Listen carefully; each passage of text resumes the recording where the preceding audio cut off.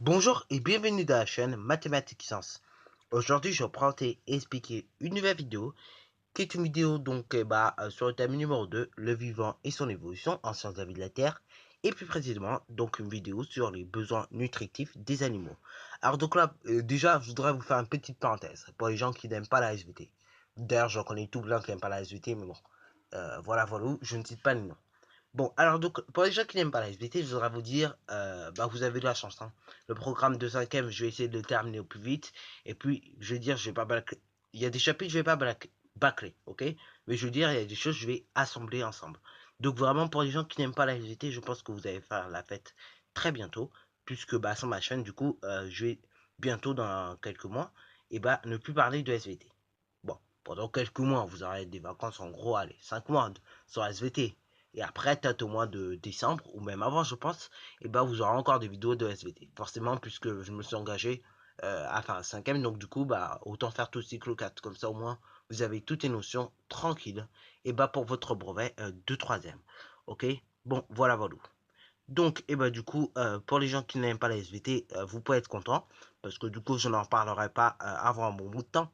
Mais néanmoins, sachez-le, quand même, je vais sortir des vidéos cet été et après, donc, vous aurez des petites vacances en SVT.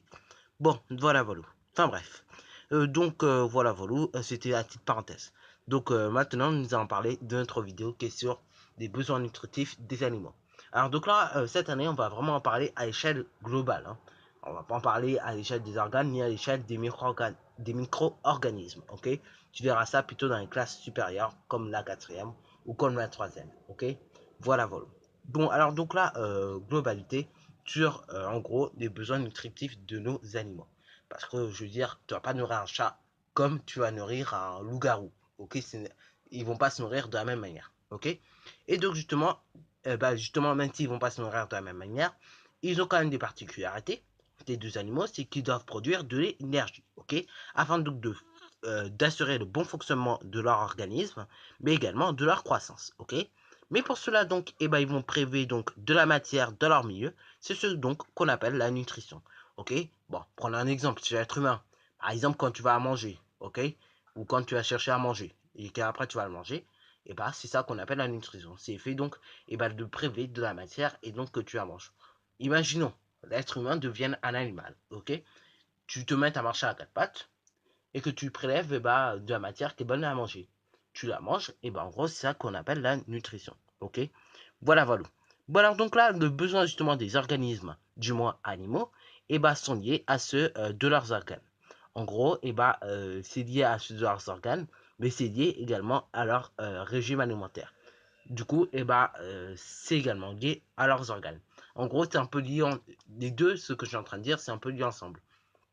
Parce que du coup, un herbivore, déjà, il va pas avoir le même organe que un carnivore, mais en plus, il va pas manger de la même manière, ok? Voilà. Et donc, justement, les besoins des organes animaux sont liés à leurs organes et à leur régime alimentaire. Et donc, pour fonctionner, ils utilisent donc du dioxygène et donc également des nutriments.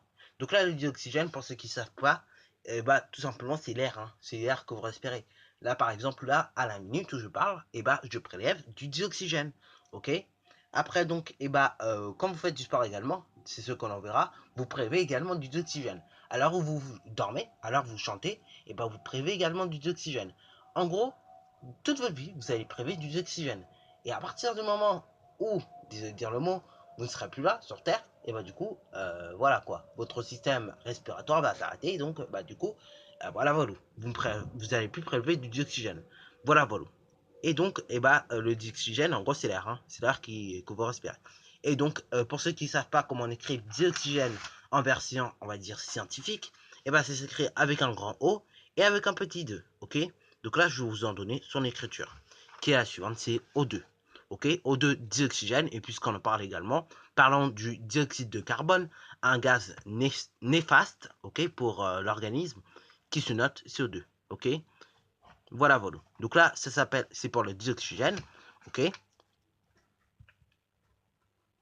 Donc là, j'écris assez rapidement, mais bon, voilà.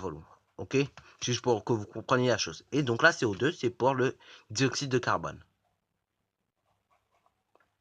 Voilà, voilà. Parce qu'au fur et à mesure, vous allez vous simplifier. Enfin, je veux dire, au fur et à mesure que vous allez travailler en SVT, je veux dire, il faudra savoir différencier les signes. Ok, O2, bah, vous avez que c'est dioxygène, et CO2, c'est dioxyde de carbone. Ok, bon, là, ils ne vous l'ont pas donné, mais bon, moi, je vous donne comme ça, au moins, vous travaillez déjà avec ces signes-là.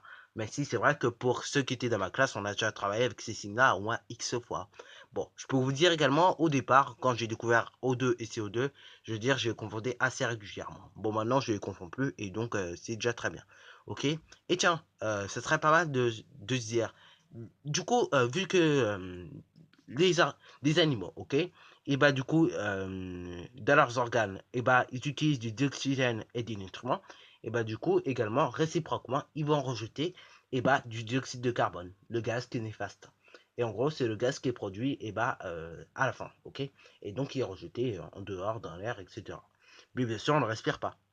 Après, oui, quand il y a la pollution et compagnie, malheureusement, on le respire. Et ça, vraiment, ça tue beaucoup, beaucoup de gens.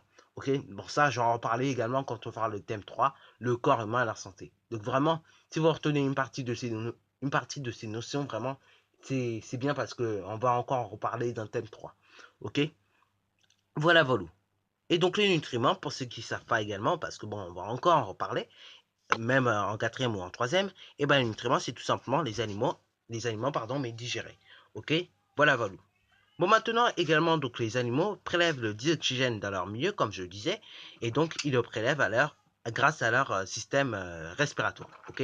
Poumons ou trachées en milieu aérien, et donc branchés en milieu aquatique. Ok. Donc les océans, les mers, etc. Ok. Et donc du coup, ils prélèvent les aliments qu'ils transforment en nutriments dans leur système digestif. Voilà, voilà. Donc sur ce, c'est déjà la fin de cette vidéo. Alors si tu as bien aimé, n'hésite surtout pas à liker, à commenter et bonne réussite à toi en mathématiques et en sciences.